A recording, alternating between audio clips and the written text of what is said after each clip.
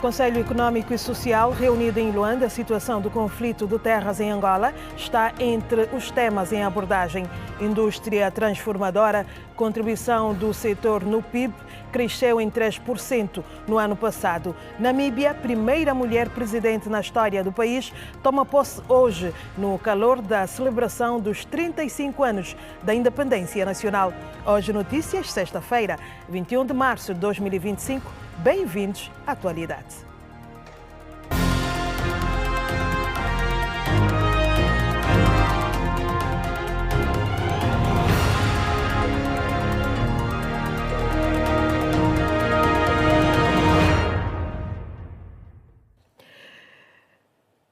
Bom dia, seja bem-vindo às notícias nesta sexta-feira. A Ministra da Saúde, Sílvia Lutucuta, apresentou nesta quinta-feira os dados da cólera no país. Na ocasião, a Ministra disse que o país vai adquirir 700 doses, ou seja, 700 mil doses de vacina para combater esta doença.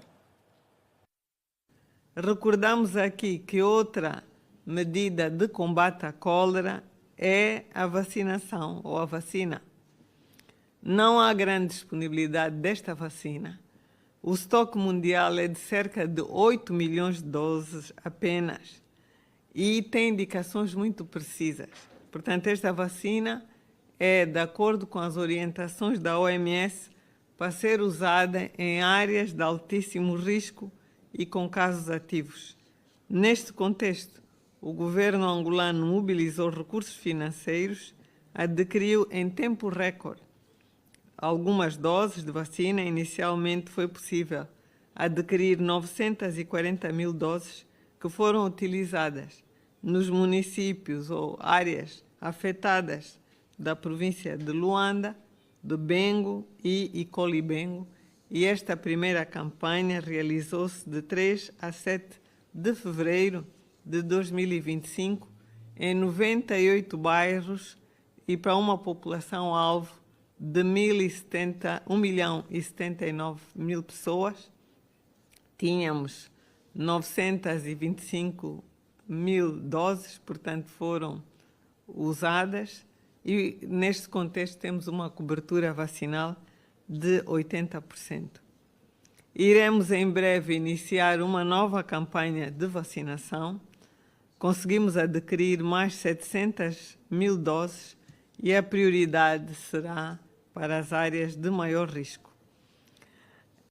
Ouvíamos a Ministra da Saúde, Sílvia Lutucuta, nesta quinta-feira, durante a conferência de imprensa sobre a apresentação dos dados da cólera. Segundo a ministra, o quadro geral do país, em relação ao surto da cólera, a doença até o momento causou cerca de 300 mortos desde o início do surto em janeiro, e segundo a responsável que falava no Centro de Imprensa Aníbal de Melo, Luanda continua a ser a província mais endémica em relação à cólera.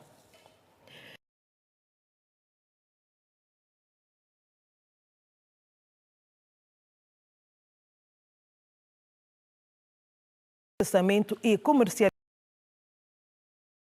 macroeconômico, assim como as causas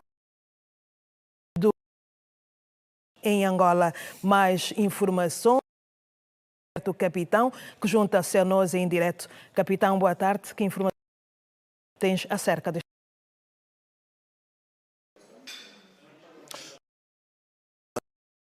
A audiência, de facto, continua nesta primeira plenária do Conselho Econômico, este órgão de consulta do Presidente da República. Vários temas, nomeadamente a ver com ouro, exploração, processamento e bem como o seu impacto nos equilíbrios deste órgão. Entendem-se ter chegado à altura um órgão que, tal como acontece com os diamantes, tem a missão de supervisionar toda a atividade neste setor dos ouros ou do ouro, já que o país tem reservas consideráveis e que podem contribuir significativamente para a melhoria dos cofres públicos. Ora, também aqui os conselheiros estão a analisar questões relacionadas às causas e consequências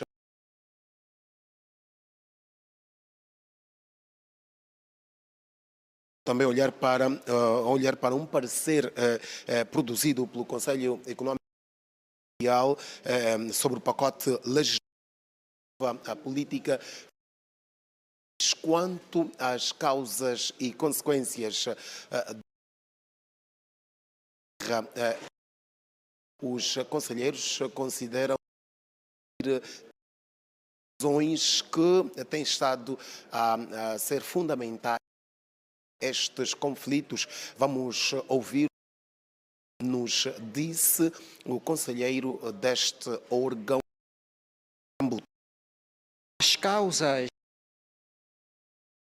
são, podemos destacar pelo menos três. Uma tem a ver com morosidade no processo de legalização de terras, reclamações junto das administrações municipais. A causa tem a ver com algum déficit de terra, a legislação de terra apresenta. Podemos aqui citar como exemplo o facto de não termos no país uma tabela de preços sobre os terrenos rurais comunitários.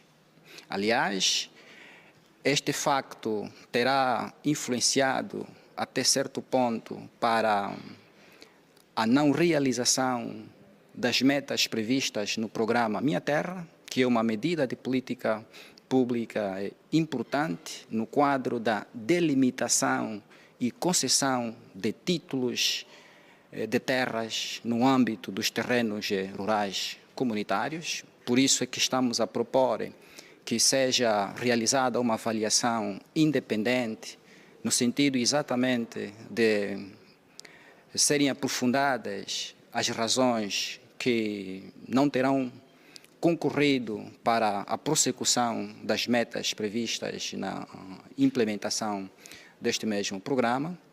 Uma terceira causa tem a ver com o facto de existirem indivíduos que, não pertencendo a alguma instituição estatal, aparecem nas comunidades alegando que fazem parte de alguma instituição, não se sabe qual é o motivo que isto está na base, mas, na verdade, esta é uma situação que é do conhecimento público. Aliás, Sua Excelência, Senhor Governador Provincial do Icole Bengo, fez uma denúncia neste mesmo sentido e sabemos que as autoridades judiciárias têm estado a trabalhar neste mesmo sentido.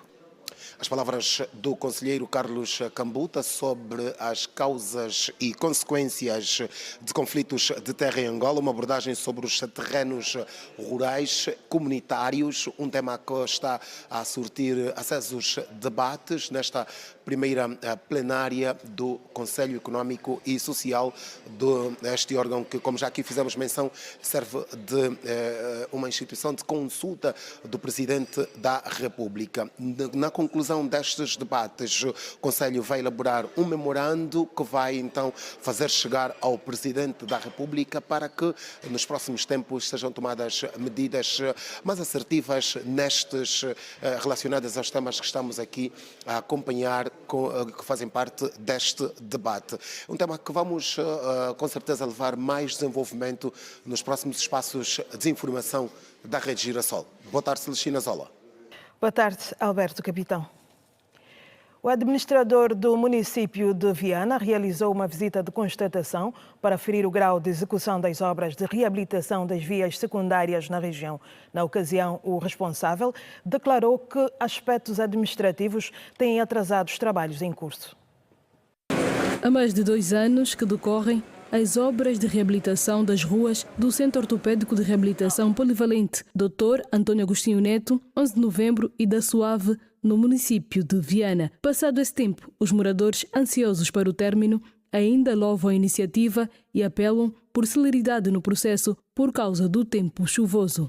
Inclusive até com uma estrada que dá acesso daqui de Calemba 2 para a estrada principal da 220 que dá acesso na comarca. Então já nos facilita como nós moradores aqui para poder ir para questão de ir trabalhar, os camaradas que saem aqui para os mercados. É possível que ele seja mais um pouco breve para que foge da chuva, para que a chuva não encontre mais essas obras, porque senão vai estar mais parado, como estava parado da vez passada. Ficou parado quase 1 mês ou 2 aproximadamente.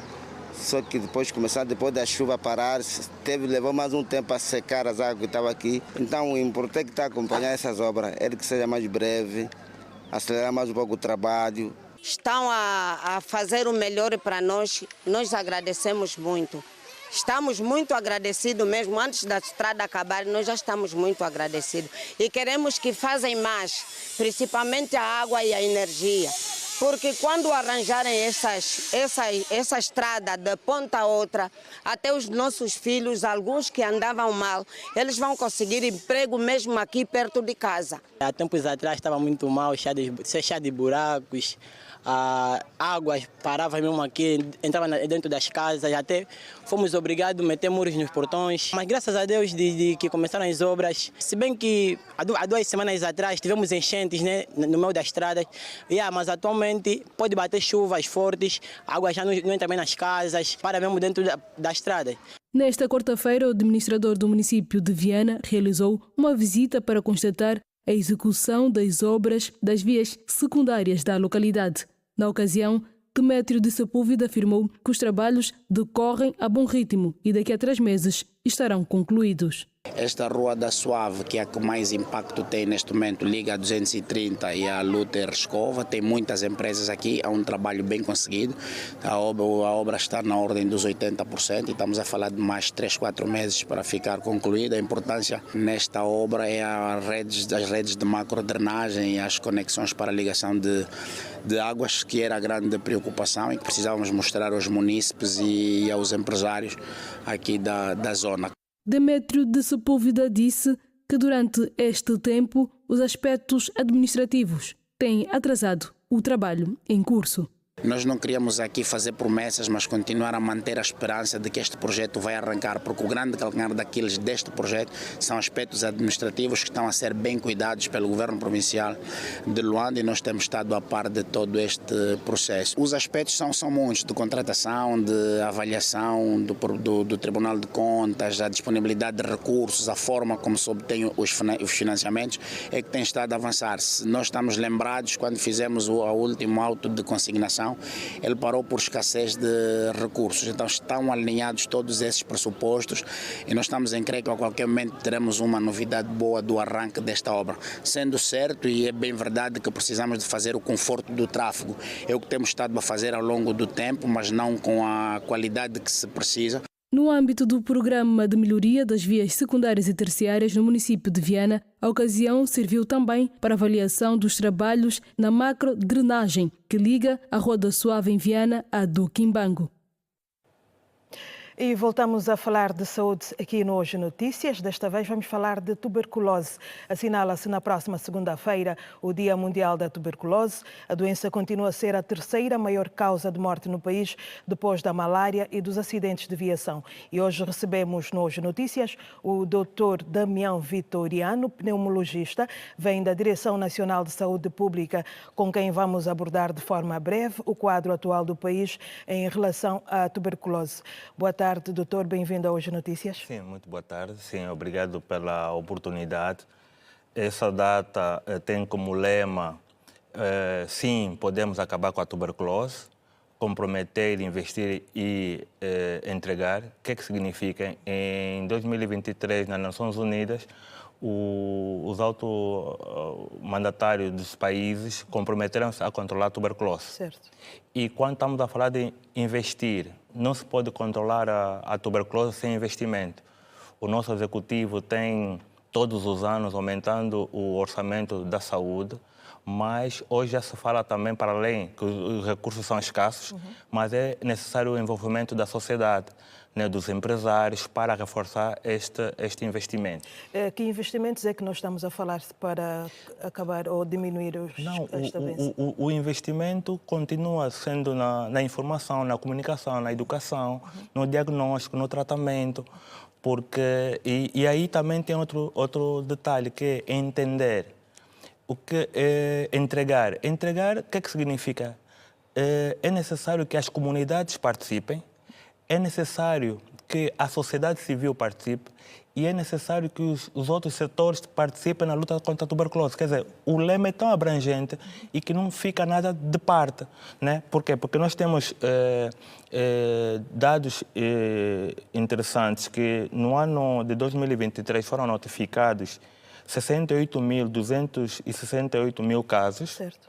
E no ano de 2024, 89.862 casos. Doutor, estes números, como já dissemos, continuam a crescer. Para além do investimento, que outras medidas é que têm que ser tomadas para reduzir esta cifra? Quer dizer, o primeiro passo, há dois momentos importantes que nós não podemos deixar de parte, desde que em 1882 foi isolado o bacilo da tuberculose. Certo. Até os anos 80, mais ou menos, a tuberculose estava a ser controlada a nível mundial. Mas depois, nos anos 80, surgiu o VIH. Aí ressurgiu, aumentaram o número de casos. E depois foi estabilizando. Mas depois vem um outro momento que não se pode calar, é a Covid. As pessoas dizem, não, a Covid, sim, a Covid foi outro momento importante, porque em função do confinamento, muitos dos pacientes não tomaram a medicação e hoje vem tendo esses resultados. Por quê? Porque o bacilo da tuberculose tem uma característica importante. Ela pode permanecer conosco durante muito tempo. Certo. E muitos dos nossos pacientes deixaram de tomar a medicação naquele período e foram contaminando os demais. Então, nesse período, ele tem um período de latência importante. O período de latência é aquele a população em geral diz incubado, certo, que pode levar 2 a 3, 4 anos. E hoje sim pode-se ter esse aumento de casos. Neste período de latência pode transmitir para outras pessoas? Não, no período de latência não se transmite. Okay. Quer dizer, o bacilo fica aprisionado na célula, no que chama-se macrófago, dentro de nós. É uma célula de defesa. E essa célula de defesa, esse bacilo pode ser morto ou ficar aprisionado até que a imunidade diminua. Como é que a imunidade vai diminuir? Quando o indivíduo tiver o VIH, quando o indivíduo não comer, a desnutrição, quando o indivíduo tiver consumo de álcool elevado, consumo de tabaco. Quer dizer, o paciente com insuficiência renal, o paciente com diabetes, a grávida. Quer dizer, são vários fatores que fazem com que baixe a imunidade e que pode surgir. Doutor, como é que sintomas é que eu consigo prever que seja a tuberculose? Ok, muito importante. Primeiro é que a tuberculose pode afetar os pulmões ou fora dos pulmões. E o principal órgão que é acometido é os pulmões. E quando o indivíduo tem uma tuberculose pulmonar, o indivíduo pode ter tosse há mais de 2 a 3 semanas de evolução, perda de peso, suor noturno, febre. Esses são alguns elementos que podem nos fazer pensar na tuberculose. Logo, mas atenção, esses sintomas são parecidos também com outras doenças, mas certo, com esses sintomas podemos acorrer à unidade mais próxima de casa para podermos fazer o diagnóstico e tratamento. Só de salientar que a faixa etária mais acometida é dos 25 aos 34 anos de idade, jovens e sexo masculino. Quando nós vamos relacionar variáveis e que o indivíduo consome muito álcool, tabaco, perde noite, não se alimenta bem, então esses números vão sempre aumentando. E logo vem outro detalhe que é importante, o abandono. O abandono, estamos no primeiro semestre de 2023 com 3.943 casos, que correspondeu a 12%, e em 2024, no período correspondente, 5.396, que é 13%. Doutor, falou-se em abandono da medicação, do tratamento ou abandono dos familiares? Não, abandono, aí tem dois, esse abandono é de tratamento. Ok. Esse abandono de tratamento em 2024 foi de 13%. E tem consequências. Quando o indivíduo deixa de tomar a medicação, o que acontece? Primeiro, continua a transmitir a doença ao quem não tem. Segundo, pode morrer. Doutor, o nosso tempo é muito curto, mas antes de terminarmos esta conversa, voltamos à data, a efeméride, que no dia 24 de março, o Dia Mundial da Tuberculose. Que ações é que estão a ser feitas para saudar esta data?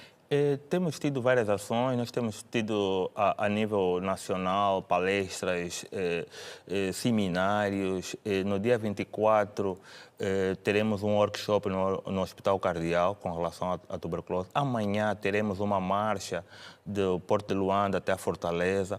A nível das províncias está-se a fazer atividades locais em função da sua realidade. Então são várias atividades. Nós, para a tuberculose, trabalhamos do dia 1 de janeiro ao dia 31 de dezembro.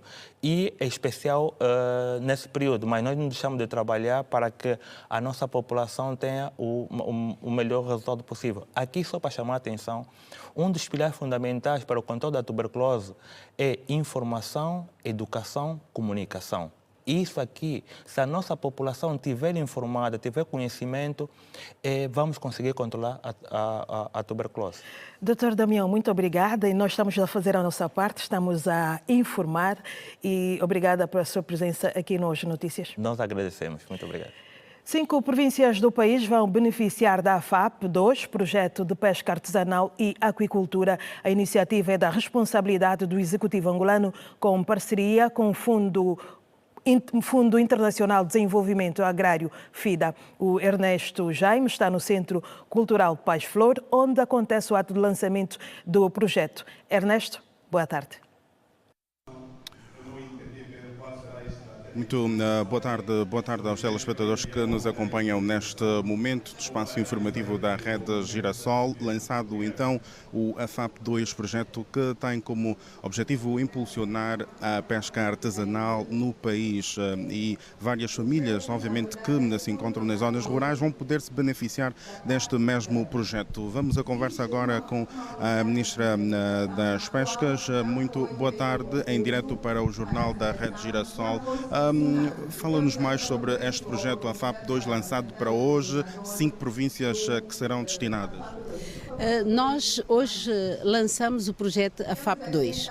É um projeto para a pesca artesanal e a aquicultura no continente, ou seja, ele vai incluir 5 províncias: a província do Bengo, a província do Ije, a província do Kwanza Norte, a província do Bié e Malange. O que nós trazemos com este projeto é uma continuidade da primeira fase, onde foram implementados mais de 200 tanques que permitiram que as populações se empoderassem localmente, e aqui posso trazer como exemplo Malange.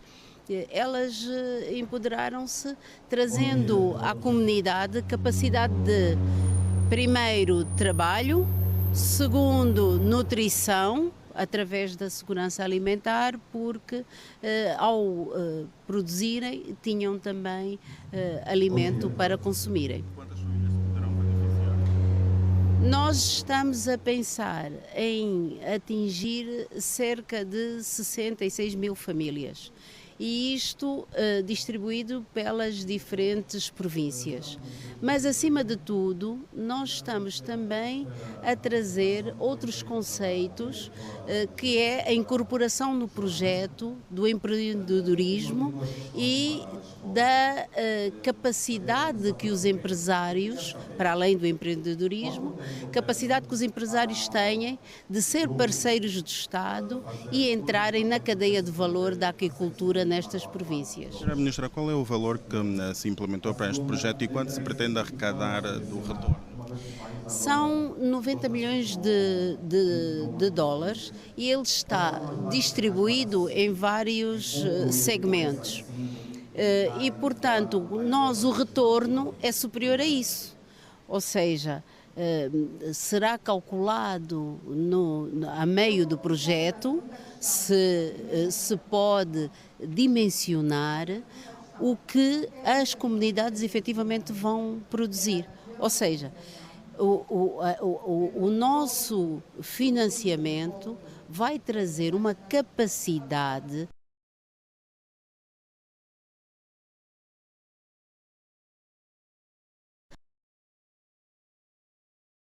como o desenvolvimento. Isto vai permitir que esse valor, no final dos 8 anos do período do projeto, possamos identificar por onde o projeto passou. Estamos a trazer piscatórias que são empoderadas e garantindo sempre o género, a saúde pública, do ponto de vista, os mercados que compõem a cadeia de valor do pescado, a conservação do peixe, no caso o cacuço, outras espécies, mas fundamentalmente o cacuço, e acima de tudo a rede de comunidades com os seus líderes que vão poder dizer que estão num nível superior, então, da fome e da pobreza, aos que nós queremos que sejam mais altos possível. Ouvíamos a Ministra dos Recursos, ou seja, das Pescas e Recursos Marinhos. Está então aqui a ser este lançamento do AFAP, um projeto que vai estimular e trazer aquilo que de resto vamos levar informação aos telespectadores logo mais no Girassol Jornal. Boa tarde. Ernesto Jaime. Estamos a informar, eu Hoje Notícias. Continue connosco, voltamos a seguir ao curto intervalo. Até já.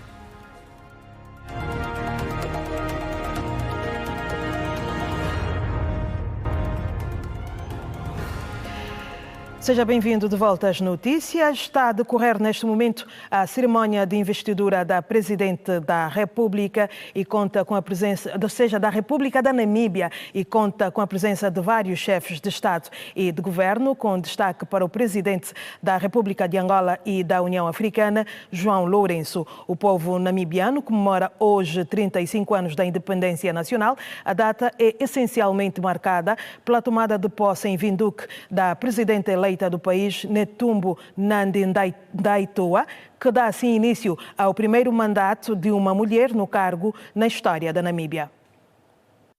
Netumbo Nandi-Ndaitwah será, a partir desta sexta-feira, a líder da SWAPO e a quinta figura a conduzir os destinos do país. A investidura terá lugar no Independence Stadium, na data em que o país assinala o 35º aniversário da independência nacional. Vários chefes de Estado e de Governo foram convidados para a cerimónia de investidura, com destaque para o Presidente da República e da União Africana, João Lourenço.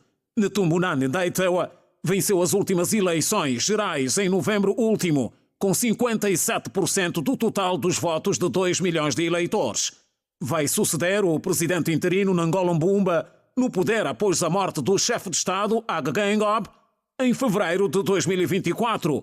Um dos grandes desafios da nova presidente, lançado durante a campanha, prende-se com a necessidade de atrair investimentos através da diplomacia política e evitar esforços para a criação de mais de 250 mil empregos em 5 anos. Netumbo quer apostar na redução das altas taxas de desemprego entre os jovens, com investimento na energia verde, agricultura e infraestruturas. Netumbo Nandi-Ndaitwah ocupava desde fevereiro do ano passado o cargo de vice-presidente do país e já foi igualmente ministra das Relações Exteriores. Com cerca de 3 milhões de habitantes, a Namíbia é um país estável politicamente, embora registre problemas de desemprego e habitação. É, segundo o Banco Mundial, considerado o país de renda média alta. Militares do exército sudanês anunciaram hoje a reconquista do Palácio Presidencial, que estava sob controle das forças de apoio rápido, em um dos assuntos em destaque no Compacto Internacional. Acompanhe. O palácio, que estava sob domínio das forças de apoio rápido durante os quase 2 anos de conflito, era o último bastião dos paramilitares em Khartoum, capital sudanesa. Vídeos partilhados nas redes sociais, segundo a Reuters, mostraram os soldados dentro do palácio fazendo menção de que se tratava do 21º dia do Ramadão, sexta-feira, e um deles, ostentando a patente de capitão, confirmou que as tropas estavam dentro do complexo. Alguns soldados dentro do palácio, em celebração, afirmaram que Deus é maior. A confirmação da reconquista do palácio foi também feita pelo ministro da Informação do Sudão, num post na rede social X, onde escreveu que a bandeira estava hasteada e que o palácio estava de volta. Khaled Al-Aisser assegurou que a jornada continuaria até que a vitória fosse completa. Mais de 28 mil pessoas morreram e milhares foram deslocadas desde o início do conflito em abril de 2023. A organização não-governamental Oxfam alertou para o risco elevado de uniões prematuras associadas a ataques de grupos extremistas islâmicos na província de Cabo Delgado, no norte de Moçambique. Segundo a agência Lusa, a ONG refere que, embora as uniões prematuras sejam um problema nacional, as raparigas em Cabo Delgado enfrentam riscos ainda maiores, incluindo ameaças de danos físicos e psicológicos a longo prazo. De acordo com a ONG, a maioria das meninas na província foram forçadas a abandonar a escola, o que as deixa mais vulneráveis a explorar, abusadas sexualmente e forçadas a casar. Várias delas voltaram com bebês. A Oxfam acrescenta ainda que os serviços legais e de proteção do governo para os sobreviventes de violência sexual e uniões prematuras não estão atualmente disponíveis em alguns distritos de Cabo Delgado, devido à insegurança contínua. 8.938 pessoas morreram em rotas migratórias em todo o mundo no ano passado, de acordo com a Organização Internacional para as Migrações. O número, segundo a instituição, fez de 2024 o ano mais mortal já registrado no que se refere à imigração. A organização sublinha que o número do ano passado continua uma tendência de 5 anos de mais mortes a cada ano que passa, e o número ainda supera o recorde anterior de 2023, quando foram registradas 8.747 mortes de migrantes. 2024 foi também o ano mais mortal já registrado na maioria das regiões do mundo, incluindo na Ásia, com 2.778 mortes registradas, a África com 2.242 e a Europa 233, segundo a organização. Voltamos às notícias do país. O peso do setor da indústria transformadora no PIB registrou um crescimento de 3% no ano passado, saindo de 7.182 mil milhões de dólares para 7.700 mil milhões.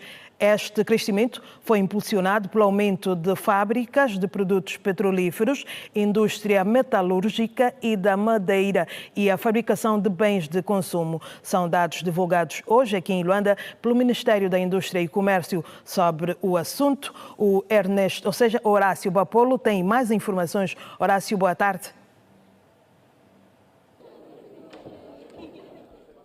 Viva, muito boa tarde. A indústria como fator de riqueza, oportunidades e desafios é o grande tema que junta especialistas do setor industrial, bancários e economistas neste 5º Fórum Indústria, realizado pelo jornal Expansão. O discurso de abertura foi feito aqui pelo ministro Rui Mingues, ministro da Indústria e Comércio, aqui a realçar que sim, o setor industrial tem estado a crescer, mas em termos reais é ainda insuficiente a contar para as potencialidades e necessidades do país. Mas eu estou aqui com Fernandes Wanda, economista e também preletor neste evento. Dr. Fernandes Wanda, muito boa tarde. A pergunta que lhe faço é mesmo esta, direta: qual é o estado da nossa indústria atualmente? Ok. A indústria ainda em Angola, no momento, ainda não é o fator decisivo, mas, como disse bem o ministro na abertura, tem demonstrado um bom crescimento.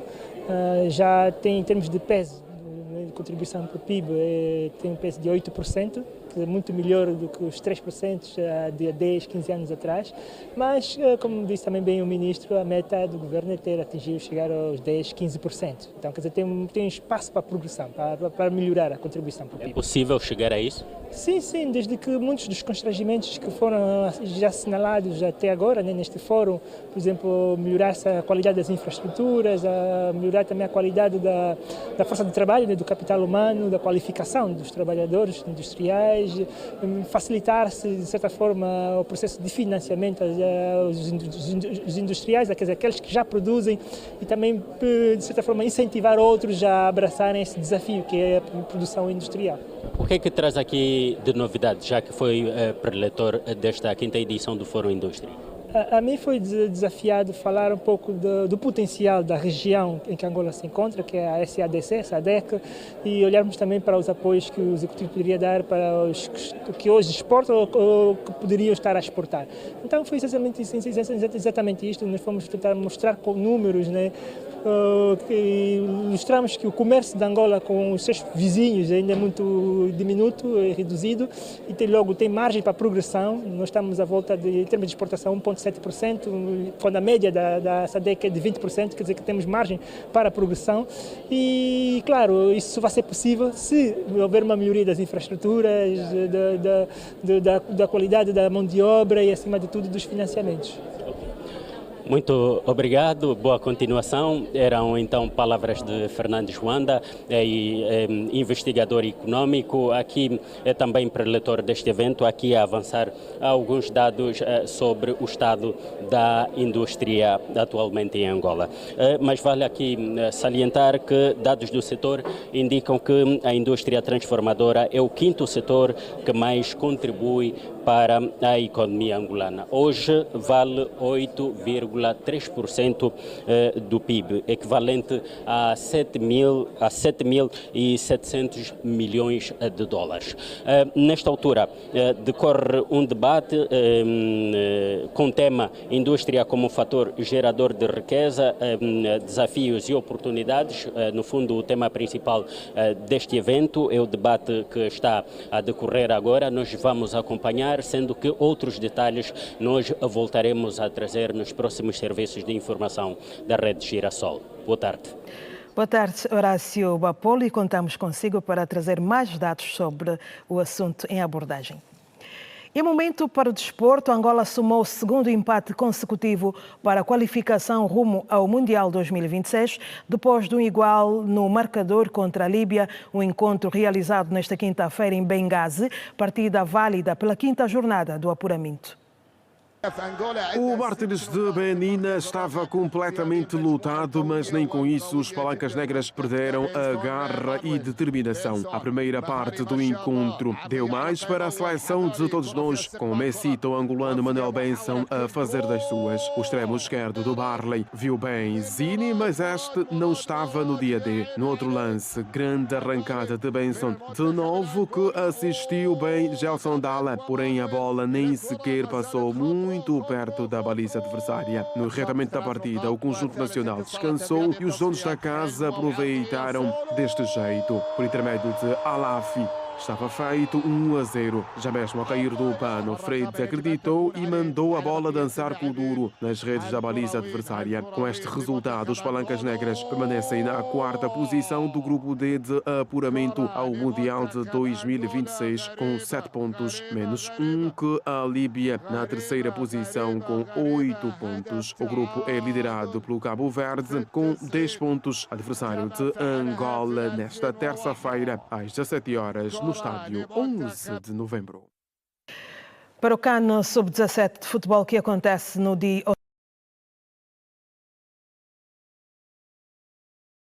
modalidade.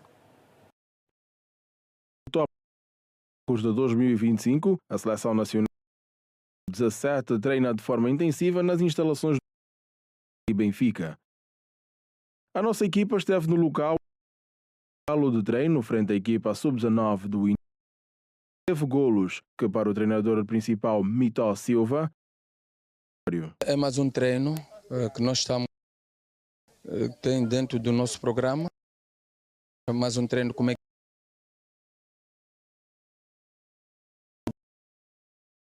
Todos os nossos treinos têm sido assim o nosso objetivo para criar um maior nível de dificuldade dos nossos meninos.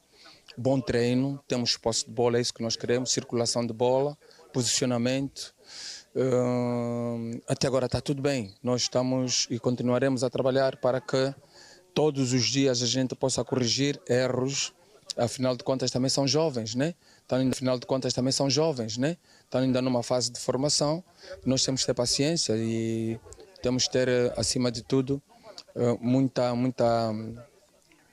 rigor para com eles, muita paciência, e para que a gente comece aqui a cometer menos erros, para quando nós chegarmos à competição, erros zero. O selecionador mostra que quer ir ao CAN lutar pelo pódio. Nós somos ambiciosos, nós somos angolanos, né? O objetivo é só um. O objetivo é nos qualificarmos para o Mundial. Já faz tempo que uma seleção sub-17 não vai ao Mundial. Aliás, nós precisamos de nos qualificarmos para que novos ventos soprem para o futebol jovem em Angola. No CAN de Marrocos, a seleção angolana está inserida no grupo D com as seleções do Mali, Côte d'Ivoire e República Centro-Africana. O primeiro jogo da nossa seleção será no dia 1 de abril, frente ao Mali, às 18 horas. E o desporto leva-nos a mais um curto intervalo no Hoje Notícias. Volte connosco.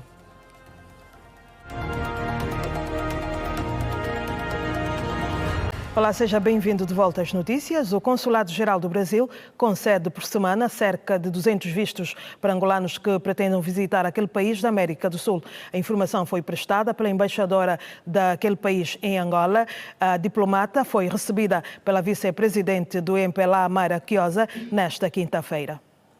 O encontro teve lugar na manhã desta quinta-feira na sede do Partido dos Camaradas e, de acordo com a embaixadora da República Federativa do Brasil, acreditada em Angola, Eugênia Betelmes, serviu para apresentar no âmbito do reforço da cooperação entre o partido que sustenta o governo em Angola e a Embaixada do Brasil em Angola, numa altura em que comemoram 50 anos de relações diplomáticas. As relações bilaterais, as relações entre o Brasil e Angola não poderiam ser mais auspiciosas ou mais promissoras neste momento.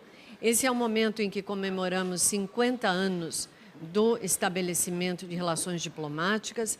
Estamos juntos, os dois governos, fazendo uma avaliação dos 50 anos que decorreram até agora e uma projeção de trabalho conjunto futuro adentro para os próximos 50 anos. Questionada sobre a dificuldade de angolanos para aquisição de vistos para o Brasil, a diplomata afirmou que a maior renda consular brasileira no mundo provém do consulado em Angola, correspondendo a cerca de 200 vistos emitidos semanalmente. O Brasil concede o maior número de vistos de turismo que o Brasil concede é concedido aqui em Angola.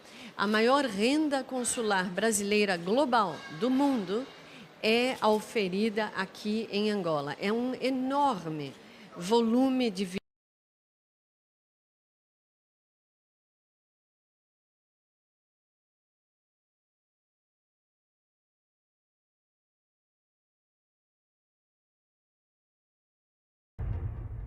E estamos a nos despedir da edição desta sexta-feira do Hoje Notícias. Pedimos as nossas desculpas por esta falha técnica logo na reta final do jornal. Por hora está tudo dito. Obrigada pela sua companhia e fica a seguir com o Desporto na Rede. Boa tarde, voltamos na mesma hora amanhã. Passe bem.